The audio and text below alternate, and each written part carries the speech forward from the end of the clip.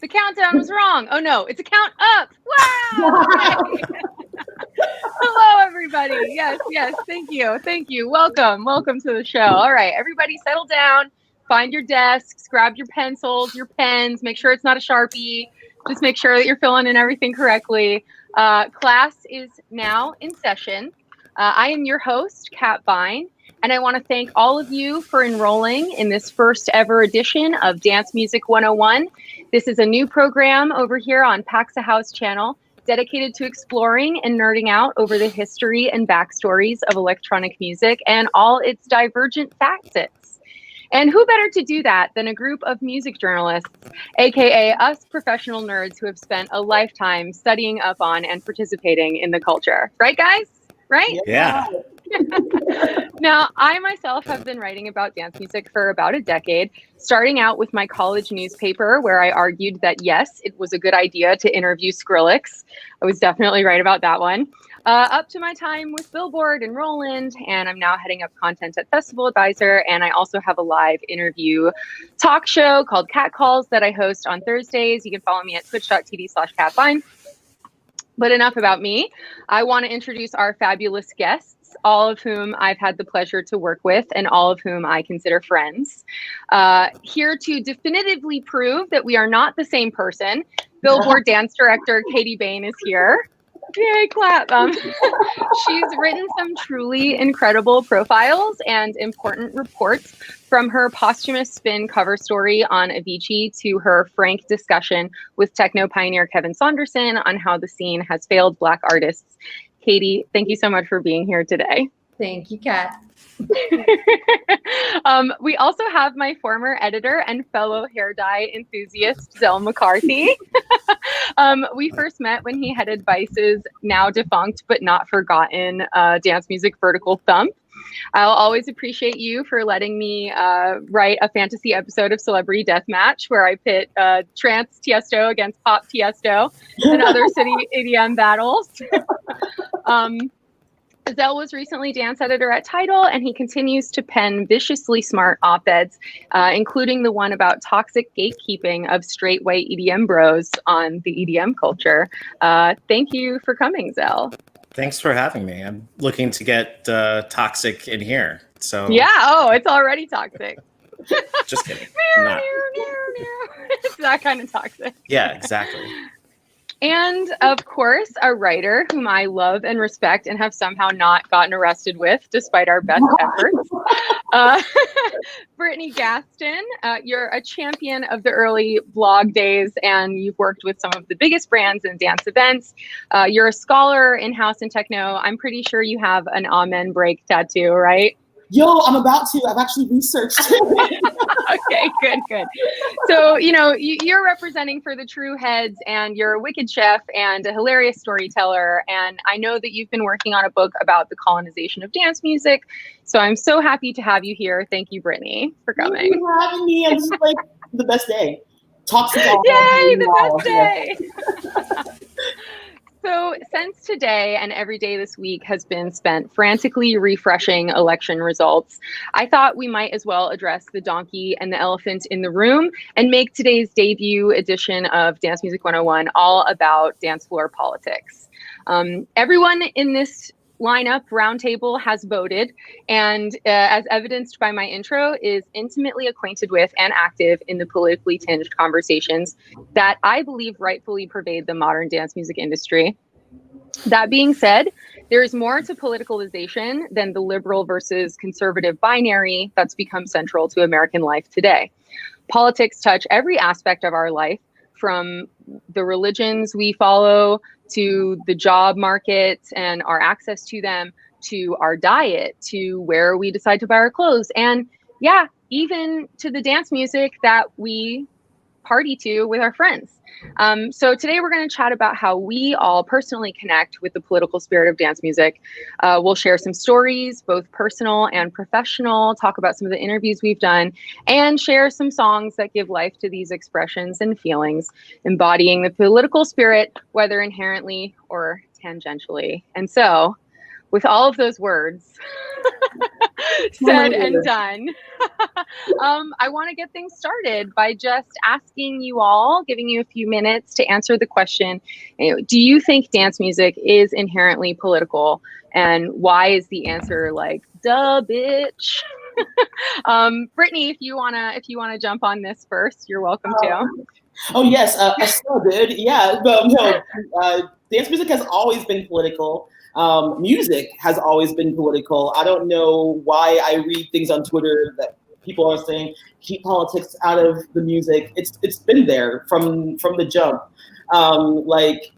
Personally, I started listening to dance music from a Christian hard house group out of Manchester. So you can't tell me that dance music has a polarity of political agendas. So it can be sexual, it can be Christian, it can be whatever you want it to be, and that's the beauty of electronically made music. Yes, I definitely want to talk to you more about your Christian hard house Manchester days, but we will get into some song playing. Katie, would you like to next answer the question? Do you think that dance music is inherently political or not? Absolutely. I mean, dance music is deeply political. I don't think we wouldn't be having this conversation if it weren't, right? But as Zel so beautifully and coherently put it in his piece about EDM Bros, the politics of dance music affects everything. It affects who you're seeing play festivals. It affects who you're hearing. It affects the artists that are featured on Spotify. It's a trickle down that I don't know that everyone in the whole world understands sort of the political foundation of dance music and sort of where dance music came from and then who it was taken by and how it dispersed. But every facet of dance music that a sort of, common fan, but but a person that enjoys dance music and goes out to festivals and listens to shows, everything that they're experiencing is inherently political, whether they're realizing it or not, in what their experience is and who designs it, who is there and who is not there. Yeah, I completely agree. Zel, would you like to add your thoughts? Yeah, I agree with all that's been said. I think that the reason why we have to talk about it is because the politics of any culture are so easily opted out of by people who don't need to engage in a political process or a political debate to assert their or defend their rights. So what has happened in the US in the last decade and a half as dance music via EDM has become so popular is that the politics have been a complete option that fans have opted out of because they haven't needed it. And I think that's the kind of beauty of the political work of a musical movement is that it can create an experience of freedom and unfettered irresponsibility.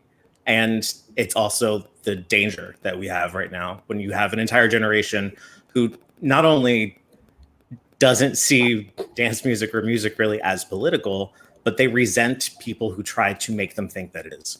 Yeah, totally. You see so much talk, especially as we were in the lead up to the ongoing presidential election this year.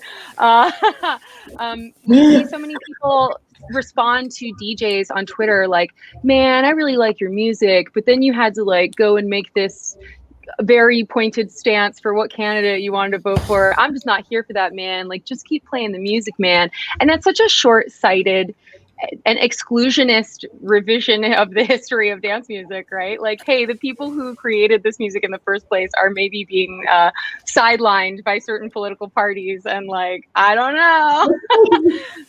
I feel like it's also candidate endorsements are probably the worst way for an artist in the scene to engage in politics because it's so result oriented, it's personality driven, and it doesn't really help anyone understand the reason why it's important to be united around a certain political issue. And I feel like that's where even the most politically vocal artists today really kind of drop the ball. They'll support a cause by name, they'll support a candidate on an important election, but they aren't necessarily fighting for representation or equity for those who don't have it on a regular basis. They're not fighting within. They're Yeah. fighting the big fight, but the big fight, it's the personal is political. And so they're not sort of fighting for those same values, at least on the surface level, by, a lot of big time artists. They're not sort of abiding by the same values that they are touting on social media within the scene itself. I think a lot of times, Katie, yes. no, you go. I was gonna ask Katie if I could spill some tea regarding a conversation we had like offline recently, but I won't get personal. But let's just say I'm not gonna.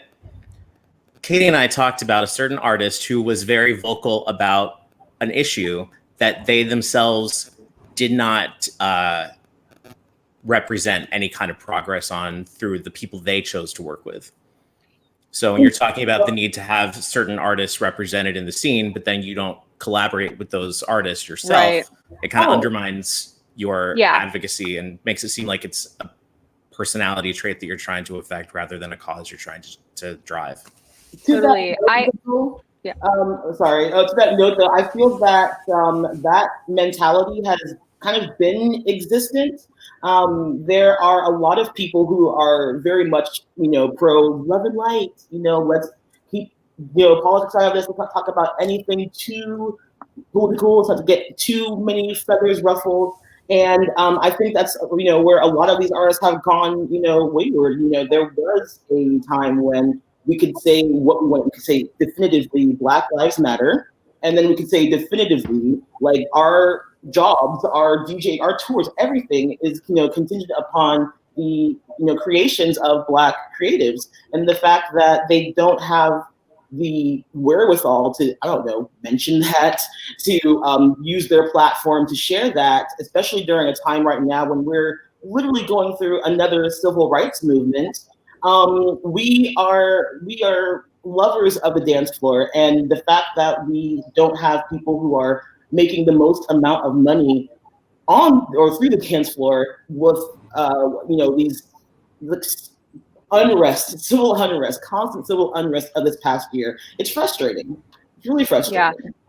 100%. I think this whole conversation as well goes to a point. I've seen some people in the chat talking about how dance music is really a place of escape. And I think without having been there, my interpretation of the beginnings of dance music, whether you're talking about disco or house or techno, it was about creating a place of freedom of expression and escape for a minority community that otherwise didn't have that safe space to come together. And so, yeah, escape is definitely inherently a part of dance music, but you can be political without overtly saying that you're political, right? Like, you don't even have to have a big, loud message. I mean, everyone should have a big, loud message, in my opinion, about Black Lives Matter and, LGBTQ freedoms and everything, rights. But you can just as easily do that with your actions by booking a diverse range of artists for your event lineup, or in our case, as journalists or curators, in making sure that you're being representative of as many groups as possible when you have like a year-end list, or even just a list of like cool songs out.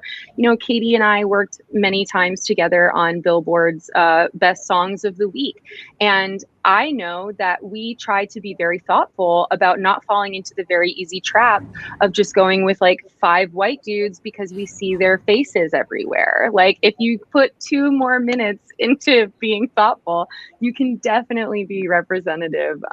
Do you guys have thoughts about that in the way that you've conducted your work? And has it been a learning process over the years, how to be representative? I have 2 thoughts.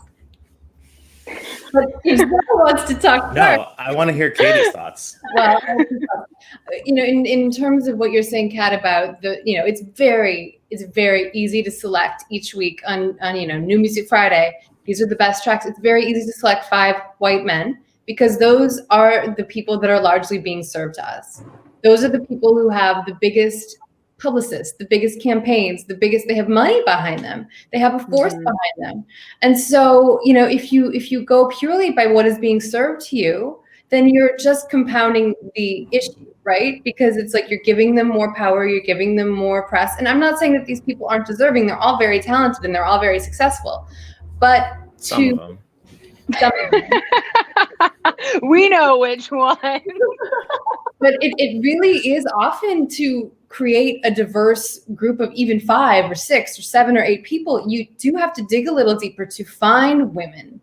I would say that the number of pitches I get for female artists, it's like 10 to 1. It's not even, I rarely get female artists. You really have to dig. You really have to dig for people of color. Like, these people just aren't coming through in a way where they have the oomph and force and moxie and all of the sort of energy of a big label, of a big publicist behind them. And so, it obviously puts those artists at a disadvantage, and it makes it a little bit harder. But like you said, we could do the work to find the artists that we want to represent, but it makes it a little bit harder to sort of show a diverse lineup. My second point is that in terms of escape and dance music being an escape, which is, of course, one of the things we all love about it, the question becomes, who is allowed to escape? We are very privileged. We get to go to shows, we get to go to festivals, we get to do all the stuff. But you look around at a lot of these events and it's not diverse. And it reminds me of a conversation I recently had with Aluna, where she says that many times when she's singing on stage, she sees the 1 or the 2 or the 5 Black women in the audience, and she is concerned for their safety and wondering whether or not, even though they may feel safe, if they are actually.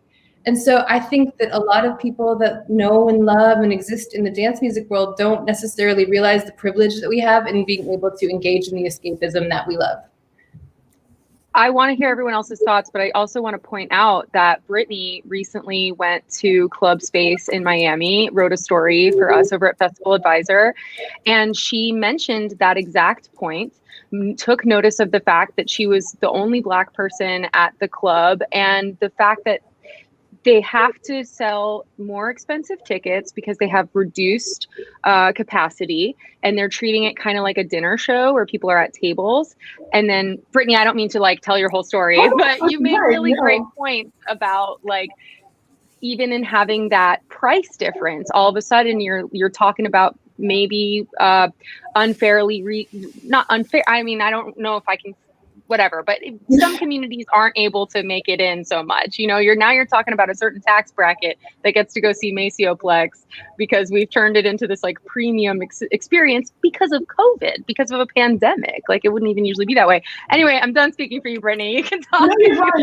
I know that someone from Space actually reached out and they mentioned that they were trying to do something like a lottery service where someone could have a table for free. I didn't hear much about that. It came after the article was released. So I'll give them that aspect. But I've always looked for the Black people on the dance floor. I've been doing this for almost 15 years now.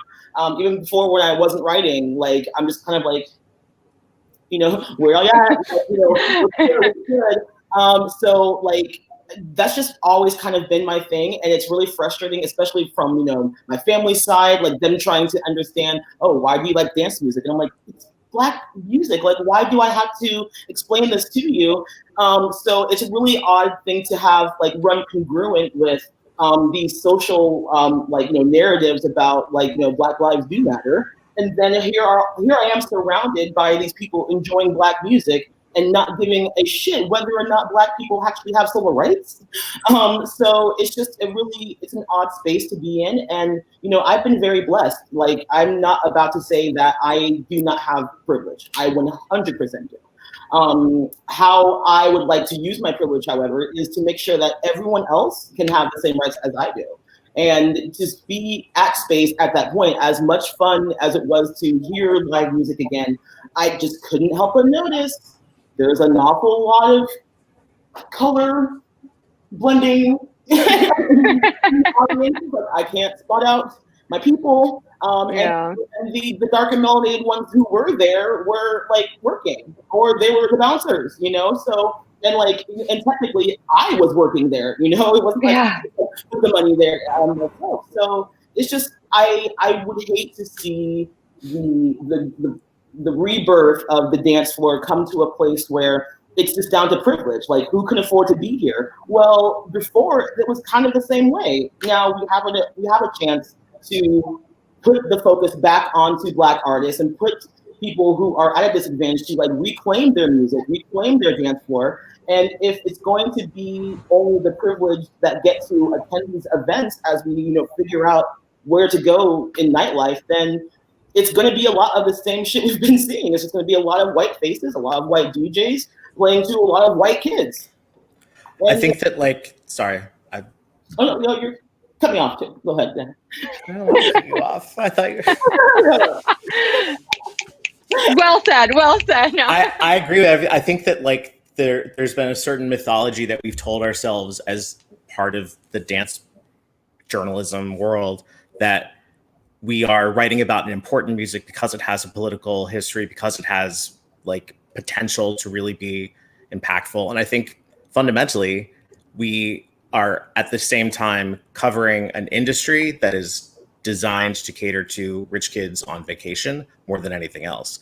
And like when I was first going to clubs, it was, I mean, I was like excited to be around lots of queer people and lots of like racial and ethnic diversity. And that completely went away as dance music's popularity grew. And I think, may I ask when and where you were doing that and how, like, because it sounds like you were exposed to a really vibrant scene. And I wonder like how that changed. And I mean, yes, children, I'll tell you about the 90s. But I mean, I was like really just kind of lucky to have stumbled into some great clubs and also to have had divorced parents, so I could easily sneak out and lie about where I was and get away with it. So I would, I mean, basically what happened, what I would do is I'd go to a club that I knew was going to be cool or interesting, or was featuring a DJ that I liked, and I would pretend to have lost my ID. And usually there would be some like generous drag queen usually at the door, or maybe just some other like old queen who was like, all right, like obviously this kid's lying, but he's all dressed up and we can't just like send him back out into the night. So yeah. So then I'd get like sometimes like ushered in, but like told and under no circumstance like I could not drink. And I wouldn't, because A, I couldn't afford to buy drinks, and B, like I was there for the music, not to get drunk. And then a few times there would be like really like a tall and magnanimous drag queen who would like make sure that I was being not preyed upon. But that's real plur. Yeah, but that just doesn't happen anymore, because when a scene is so big that the new generation like overwhelms the generation before it, that older generation can't mind the new ones and teach them things. I mean, it was a culture that for several decades was passing on like knowledge about how to protect your ears, like what time you need to like leave to make sure you get a taxi, and like all the like nuts and bolts of clubbing and having a good time. And also like what this track is and what this track is. And like, no, we don't like trance, but we will pretend that we understand like what's going on in techno right now. That kind of shit. So. Well, I want to say that I love hearing that from you, because I think about this often. I grew up in South Florida, as Brittany and I share a little bit. And my first experience with going to raves and clubs was with friends of mine who very purposefully like welcomed me into the culture, like sat me down, talked to me about it, and like, you know, a little bit of the extra mind expanding stuff too. Like no one just gave me a thing and was like, have fun. They were like, let's have a whole conversation about what to expect and what to look out for, and like what kind of behaviors to look out for at the club, or like if someone's fucking with you, like do this, do that. And it felt very initiative, and like there was a sense of actual community that you were joining. And now I don't know if that is the way it is for like kids who are discovering EDM, or like I feel like they just were at Coachella, they walked by a stage, Dylan Francis was playing bass music. Straight white men don't need to do that. They don't need to take care of themselves when they're in a dark place at night with other people. Like they're not at risk. So like they've never had the need for someone to be like, I'm going to take care of you. Don't do too much of this. Or like, mind your drink. Someone could put something in. Like there's none of that, like that system that we all have with like our friends when we go out to make sure that we're all okay at the end of the night. They don't need that. So it doesn't happen.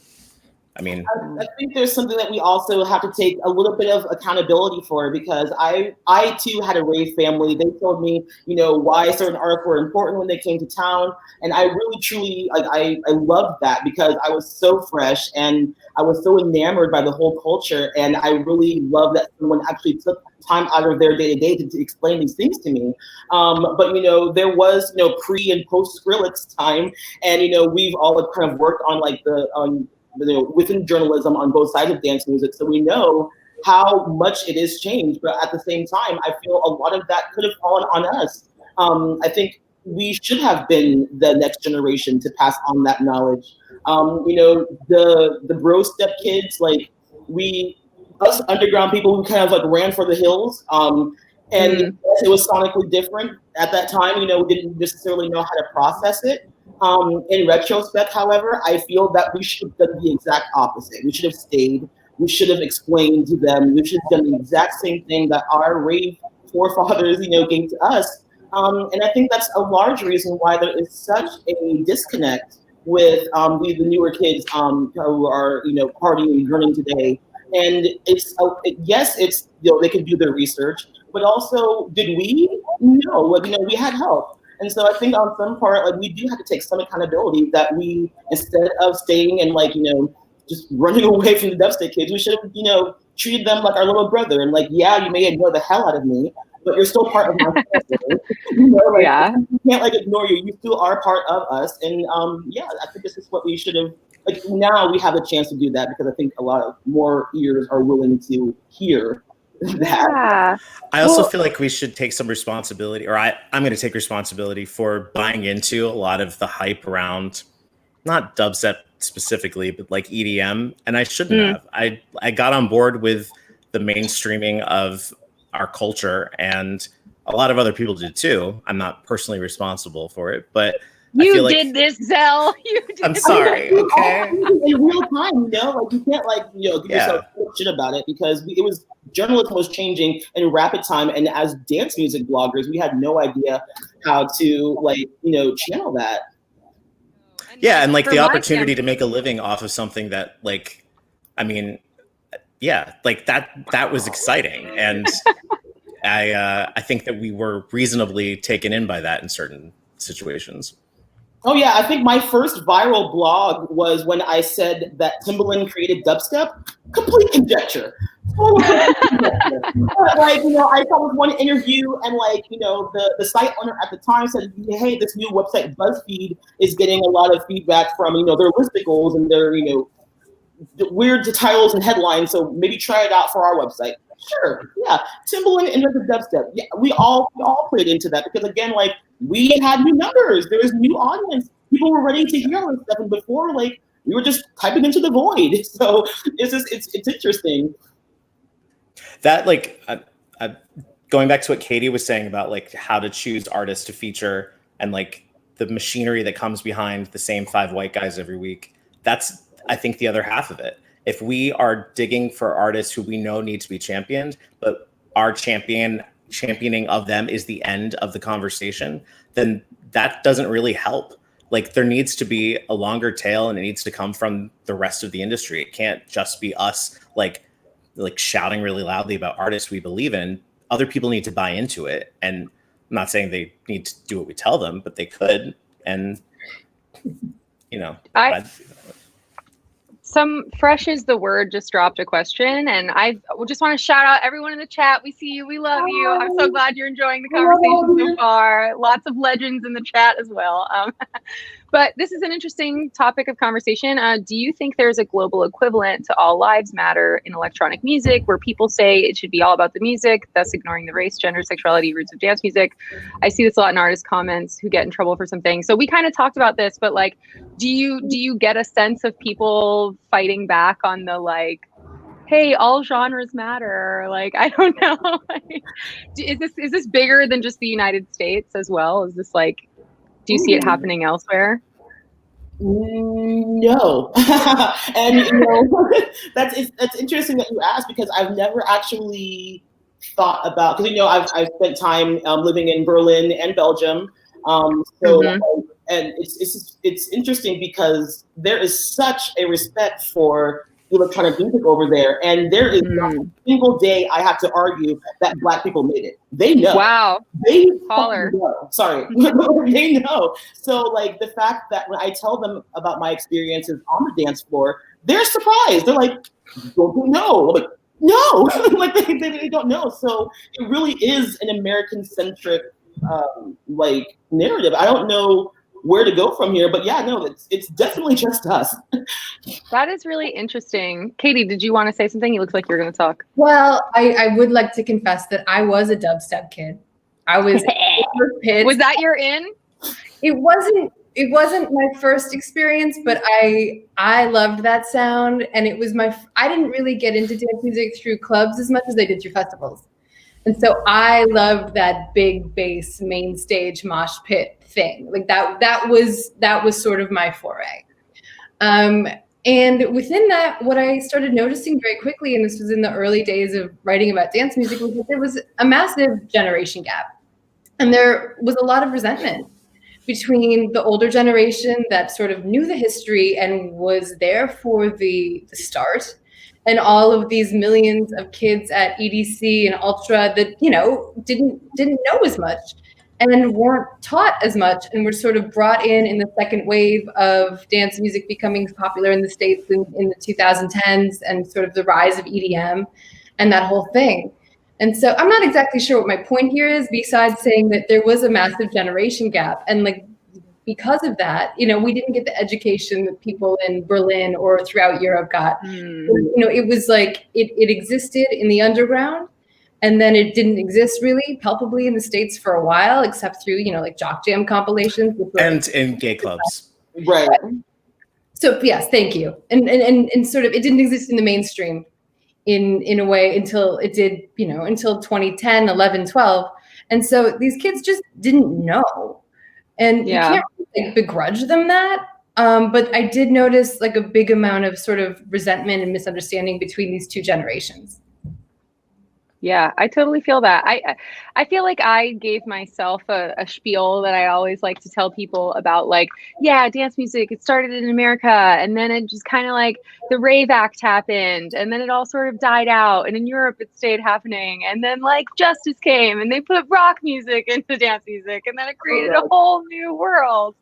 But yeah, because Americans were the only ones who really embraced the grunge movement. So look at the timeline when, we had Big Fun coming out. We had like all these different house tracks becoming more popular. And then, grunge started. So I think it's important to note that the reason why there was kind of like a lapse within that time period was because we were all wearing plaid and oversized jeans listening to, Pearl Jam. Well, and then like after grunge like had its moment in the record industry. The record industry was looking at what would be the next big thing, and they thought electronica would be it. And that the ravers of like the early 90s were going to cross over into the mainstream. And aside from Moby, it didn't really happen in a meaningful way. Yeah. I mean, it's funny thing too when Eminem says nobody listens to techno. I'm like, dude, you're from Detroit. Like, what in the actual hell? That's true. What a political statement on Eminem's part. Just Right. He is so political. Heck no. Always has been. Oh, that's good. It's funny that you bring up that electronica. I mean, that was maybe actually my first introduction to electronic music, was that whole electronica moment. Love Fatboy Slim, love Daft Punk. Well, I mean, if you want to make a difference between electronica and French touch, we could go there. But Daft Punk, Chemical Brothers, Fatboy Slim, Crystal Method, like what was Dirty Vegas, like all of this Basement stuff. Jaxx, Groove Armada. Yes, let's just list them, baby. Yes. Like Aphex Twin, even, and like IDM, that whole thing. But so in France, like 2 years ago, there was an exhibit at a museum that celebrated electronic music, and it focused on French artists with also craft work and like some various like broader stuff. And they had Daft Punk like recreated their Technologic music video stage, and they had some Jean-Michel Jarre equipment that you could see, and it was very cool. Then like this year, they had a similar related exhibit in England, and they had mostly English electronic artists represented, like Fatboy Slim and the Chemical Brothers and things like that. And then I saw someone make a comment that it was a racist exhibit because they were seemingly whitewashing what electronic music was about. And I thought that was an interesting point, because the way I first interpreted it was, oh, they're celebrating like homegrown electronic artists, not thinking to myself, hey, they're not talking enough about like the Detroit, New York, Chicago roots of all of this. And so I don't know. I just thought that was very interesting. I mean, do you guys think that there needs to be inherent hat tipping to the roots every time, or do you think it was like maybe okay for them to do that? I mean, British music, like British popular music, is an interpretation of music that has come from either the US or other parts of the British Empire, created by Black people and brown people, and then made English. So like whether you're going back to like the Stones or the Beatles, to the Northern Soul era, to like, you know, the Chemical Brothers, it's kind of the same recurring narrative that's not too dissimilar to like American popular music, except there's an ocean that the music separates has to travel across. I mean, can you talk about, you know, Chemical Brothers without talking about their influences? Like, yeah, totally. Like, does it have to be a racially aware conversation? It probably should. Like, yeah. I mean, I don't think anyone's hurt by that. But then I think you also have to do it right. Like, you can't just be like paying the lip service to like, and as we know, like this music originated in, it's like, well, like fucking talk about like what it was that they were listening to, how it was that you were going to be discovering a record made in the US on some random like label with a shoebox size office in Midtown Manhattan, when you were living in Northern England. Like that wasn't honestly an obvious get. So I want to hear that story too. Yeah. I want to know where people got their records. Cool. Well, speaking of records, if you guys would like to get into some music, I think that could be fun. That's a really long comment. Oh God, there's some drama going on. What are y'all? Be Plur, guys. Be Plur. Everyone, be Plur. Oh, is someone like disagreeing with us? There is. How could they? We're having our own experience. Comments are having a full-on fight. Okay, let's read this on comment. Okay, my point with the people that think it should be just the music that matters is those people will forget about the poor behavior of popular artists as long as their music bangs or they are a legendary artist. Or they will forget about the history of certain genres if white artists come through, make it popular without acknowledging the roots. And many people in the dance music community just don't care sometimes if all that makes sense. I think all that does make sense. And you know, I think that until we have just this omniscient, everyone knows, respects, and acknowledges that dance music comes from Black, brown, queer communities.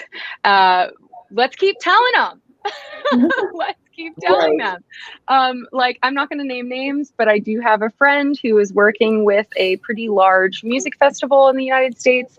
And when the Black Lives Matter protests in May, I believe it was, started breaking out, and everyone rushed to say how they stood with Black people in the United States and abroad. That festival didn't feel the need to say anything. And my friend pointed out that dance music was originally created by Black artists, and the festival representative was like, "We don't know that." And I was like, we do. We do. You might not. Yeah. That is like, if you're gonna have a career in dance music, like, don't you know like the history? Like, are you gonna ask a baseball player if they know Babe Ruth, and when they say no, like, okay, well that's fine. Yeah, get up on back. Like, what is so hard to actually like hold artists, promoters accountable know your shit. Like, honestly, know your shit. Because it's ridiculous. You would not ask any other field to not know their history. You would not. That's right.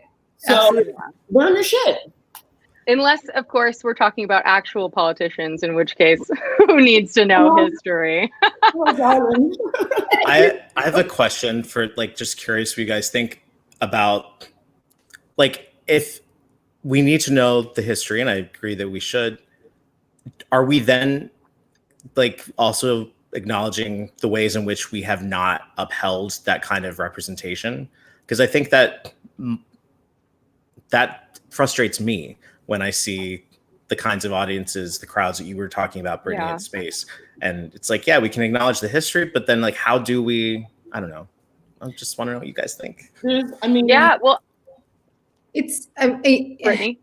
Yeah, no. I was just going to say, and then we'll have a round robin about that. I think that this is absolutely actively the conversation that people in our positions and other positions are need to have. Like, I know that everyone in this chat today takes responsibility and tries to be representative of a diverse block of artists and musicians and messaging in the music. If we were booking shows, I'd like to think we would book them with diversity in mind and talent, because there is fucking talent all over this bitch. Like, I mean, that's what digging for me as a fan and a journalist has taught me. Like, there is plenty of talent out there. But I guess it's also our responsibility as journalists to not let this conversation die. And, like, when someone wants to tell us. Like, when I made that list for Billboard about, like, Black run labels that you can support right now on Bandcamp Day, and I was reaching out to artists to try and get suggestions as well, maybe, like, be told some shit I don't know. Someone very rightfully said to me, hey, I want you to know that this sort of support can't stop when the protests stop and when everyone stops talking about it. And I was like, 100% you're right. And thank you for saying that to me. Like, I need to be told that too. And I take it seriously. So I think that's like, yeah, we just need to keep talking about it. But does anyone else see, like, ways that maybe we could further this goal that they want to bring up? There's, I think, who was it? Techno Jesus says rage. Techno Jesus says rage. That's what Jesus said all the time. He was like turning water into wine. He was like, rage. The industry blackout during this past summer being performative.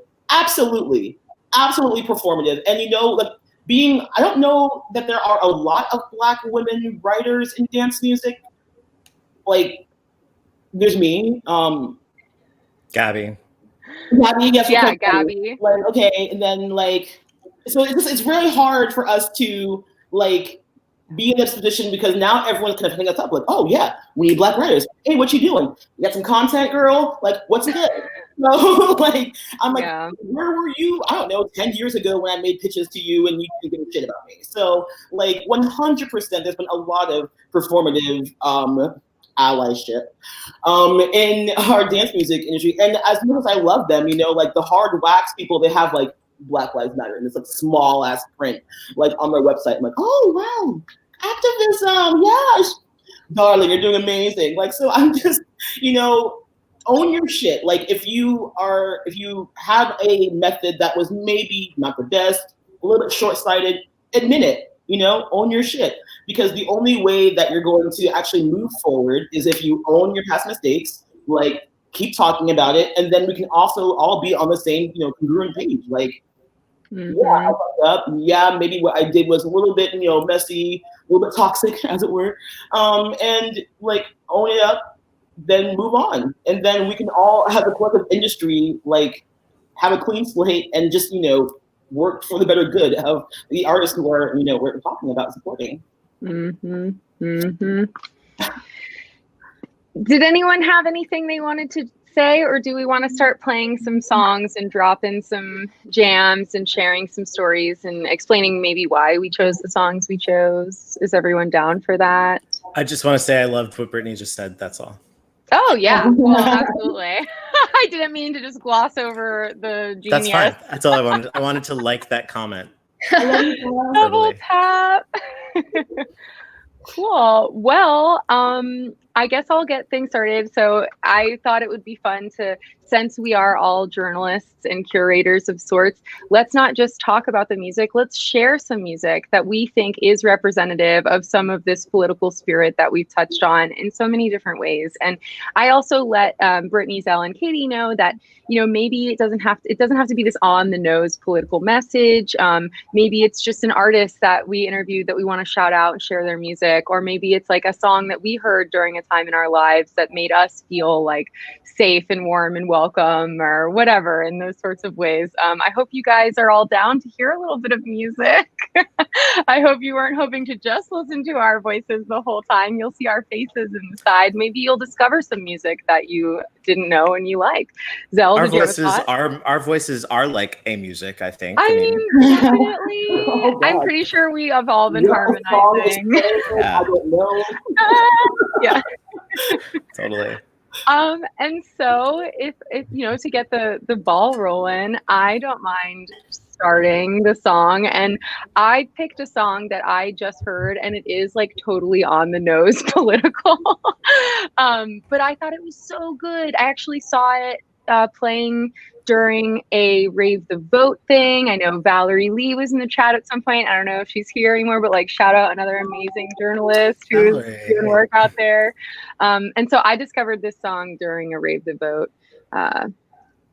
broadcast, and it just struck me how the lyrics are a political message, but it's at no sacrifice at all to the groove, to the build, you know, just the power of the song as a dance track. And so I wanted to play it as an example of like, if someone wanted to bring politics into their dance music track, how could they do it?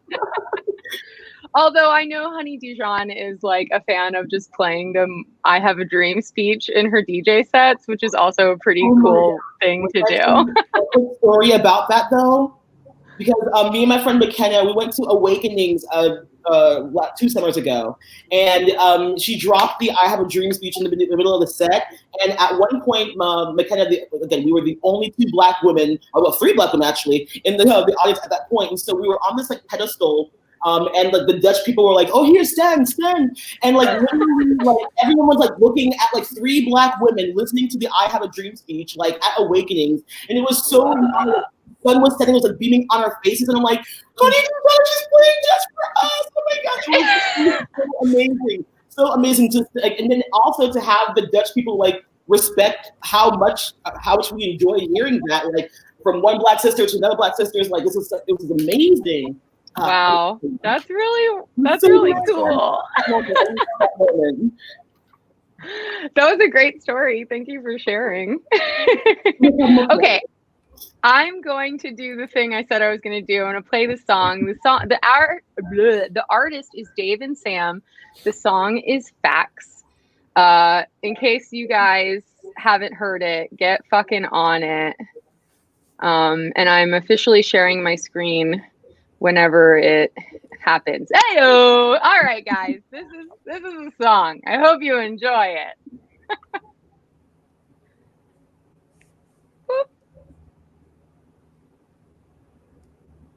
I think they're in New York.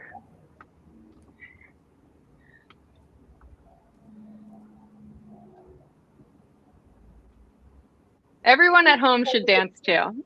And I promise I won't talk over the whole song. Yeah, I don't know. No audio. Oh shit! Hold on a second. Oh God. And she's gone. We've lost Kat. This song is not playing. I hate all of you. It's the worst. I thought maybe it was just me, but hey guys, here's the thing. Here's the trick. This is a live program, and anything can happen. You know when people love watching, they love when actors laugh. That's all I was doing, Dave. That's all I was doing. I forgot to hit the share audio. Oh my God. So funny. Okay, we'll do that again.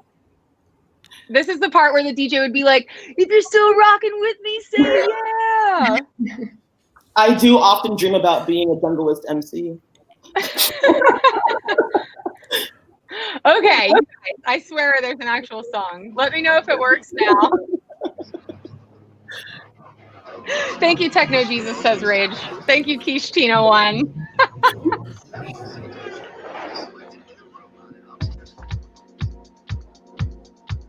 Oh, let me make it big. Can you turn it up a little, Kat?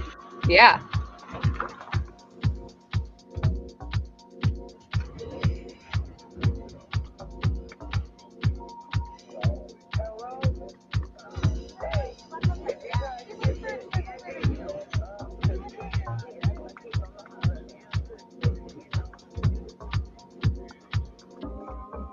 I like how it had scrubs over there. This old Beetlejuice looking ass, penguin pantsuit, wearing snow cone, poop with boots, got your goof ass to vote against clean air, affordable health care, family planning, paid educational programming, net neutrality, and higher taxes on the highest of salaries, in favor of coal, conglomerates, golf trips expensed on your tax dollars with brown ass water, pedophiles in public offices, privatization of public places, and pay-for-play politics. The wild shit is, the son of an Irish pimp told you the only thing to fear was a brown immigrant, while skipping child support payments to Puerto Rico, lying on his dick to North Korea, and selling Russia the cheat codes. Don't even get me started on the Cheetos. That's deep. Fox News don't really gave y'all the blues. Metro station. Fox News don't really gave y'all the blues. Fox News don't really gave y'all the blues. I guess I'll be scared of me if I got swindled like you. I don't know what you heard. Just facts. I can't go on your word. Just facts. I don't care what you thought. You nigga who thought no rumors and talk. Just facts. I don't know what you heard. Just facts. I can't go on your word. Just facts. I don't want your suspicions or opinion. No alternative. Just facts. What he say now? Got me feeling like a child on the playground. What he say now? They let anybody say anything, huh? What he say now? Don't write that shit down and replay fam. If it ain't no that they voted, debated by pros, I can't play around. What he say now? Got me feeling like a child on the playground. What he say now? They let anybody say anything, huh? What he say now? Go write that shit down and replay fam. If it ain't checking the saving deposit of Venmo or PayPal. Okay, so did you guys like that song? What'd you think? Yes, it's red. This is my, Leomi, like the Vogue superstar. Like she always like taps her acrylic nails whenever someone's doing. Oh. Yeah, this is my channeling Leomi and doing this.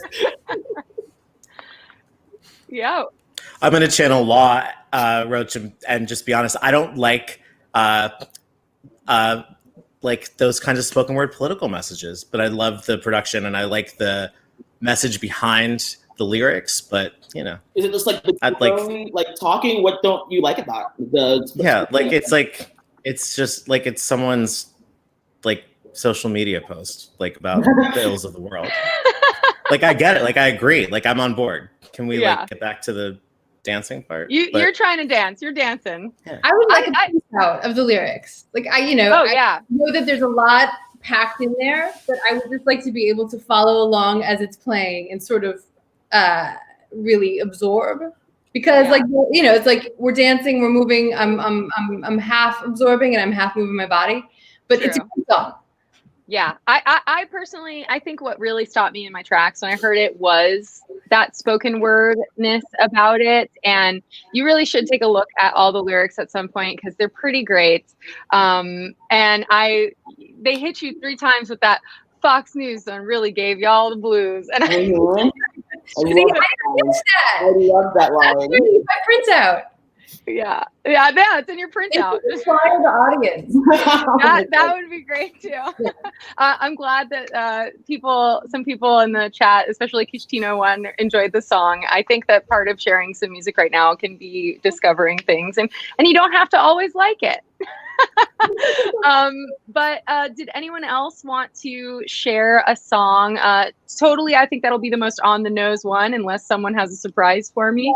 Well, if you didn't like that spoken word, I'm afraid I have another one for you. Look, if you want a rubber stamp, I'm not the guy. I'm trying to give Okay, it's okay. This is another one where you kind of need to be able to read it at the same time, but it's We All Move Together by Inner City. I mean, I love everything about them. Feeling? Okay.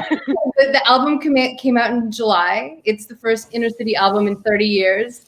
And it's the opening track. It condenses, like all of dance music history into 3 minutes. And it's spoken by Idris Elba. And so to me, that's like a very much a winning combo. You know about Kevin Saunderson and you know about Inner City and you know about Detroit, then you're going to pick up things that people, that don't know those histories aren't going to catch. And so there's a lot of Easter eggs in this one too that I really love. Cool. All right. So Inner City. And what was it called? We All Move Together. Inner City, We All Move Together. And guys in the chat, is this fun? Do you like listening to music with us? Let me know, because this is the first time we're doing this. So can I just say that album came out with not enough fanfare because it's fucking phenomenal. Like it's Kevin Saunderson, Dante's, and then Stephanie Christian is on a lot of it. That should have been like bells and whistles, like a fucking multi-city socially distanced parade for that album. And totally. Yeah. I also, as a quick aside too, like I think that's also something that we as journalists can struggle sometimes, especially if we're working with like bigger established voices in media. Like I know that especially with some like legacy acts too, like just because something isn't Diplo or isn't like gonna get 1 million shares, like we still have a responsibility to talk about it and share it with people, right? Like how do we get that out to the masses if it's not going to be the most clickable thing, perhaps? Like, yeah, it's also, that's not going to get you work. Just if anyone out there is looking at us and thinking like, oh, if I talk about the artists that I love who deserve recognition, you're not going to get hired for that. No one's going to pay you to do it. So you really do have to be passion driven on it. Absolutely. And I mean, my point of view at Billboard is like, just do it all. Do as much as you can. You have to cover the artists that are in the top 10 of the chart. That's our imperative. Mm-hmm. And also we have to cover the Inner City album too. Like we just do, as much as we can as one team, but like just do it all. There's no reason why not to. Yeah. Mm-hmm. Okay, cool. So now let's listen to this fucking jam. I'm sharing my audio. Oh, I wonder if there was a lyric version though. I don't know if they have budget for that. Sometimes fans make them. True. People have so much time on their hands. You could be anywhere on the globe tonight. We salute your soul because you chose light. The villagers are listening with innocence and mystery. You are now witnessing inner city history. Wow. Enter the temple. This is techno love. The wax won't ask, DJs don't judge. We just turn tables. We must burn labels because no hate will chase away the faithful of 30 years who've heard superb 33 1/3. Move minds through time from urban curbs to suburbs. The Music Institute, the Ministry of Sound. Town and country, hacienda, inner city sold it out. So if you love what you feel, go on and shout. Shout hallelujah if paradise will suit you. When hallelujah from heaven, invest them in the future. From Paris to Prague, we carried the torch. Masses called together across Hart Plaza to praise the good life and have big fun. Pray for young life, enough stabbings and guns. Happiness comes in the dawn after morning. We wade through the painful to bathe in the rainbow. Time heals, high heels, barefoot or timbos. The elevator lifts, celebrate us from limbo. Tap into the tempo and let your limbs go. Detroit, feel the movement. Ain't nobody better. The truth is the music. We all move together. I got goosebumps.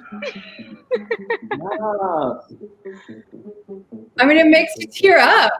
I seriously I do want to unpack a few of the Easter eggs. Should we let it play a little bit longer? It's obviously getting into its groove. Yeah. Together, together, we all move together. Together, together, we all move together. Together, together, we all move together.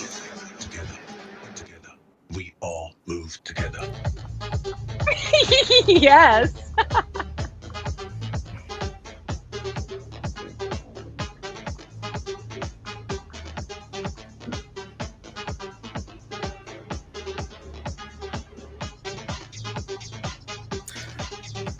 This bangs.